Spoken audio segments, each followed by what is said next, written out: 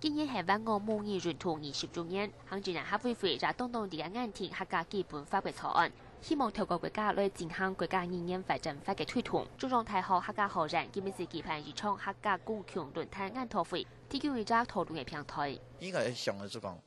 一旦討論一過程哈，尤其民間同學術嘅發生哈，由下而上的用客家來了解哈，較平等的了解哈，比一個政策通過客家重要。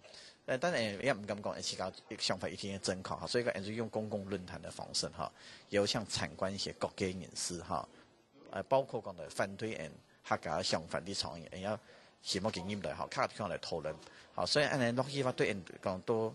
學術界來講校內也好，對個廣大社會來講，應該要了解人自己的，好，應該變成想法一樣。基本參加嘅學者對客家基本法嘅諮詢都表示肯定，對國家語言法用頒布政府立法，唔會影響香港措施兩母語嘅傷害呢啲問題。有啲學者都認為講，都係推動母語而面臨到嘅議題。比如講，國家語言嚇平等法呢，也可能呢，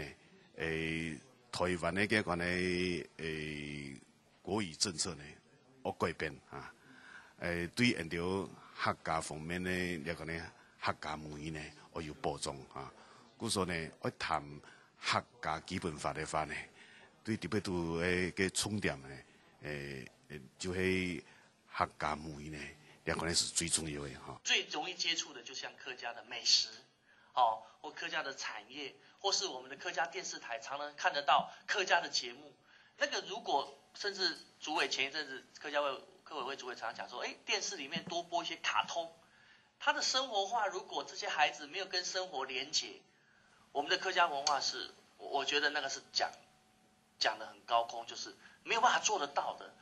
透過共享論壇嘅顯示，對入線推動母語創新嘅學者嚟講，提供呢200組學嘅輔同香港傳播。學者就希望講，南北政府制定客家基本法嘅時節，就嚟協助落實香港入學嘅推動行業嘅創新，中國係基調共同達標嘅目標。客家新聞論壇頭陣報道。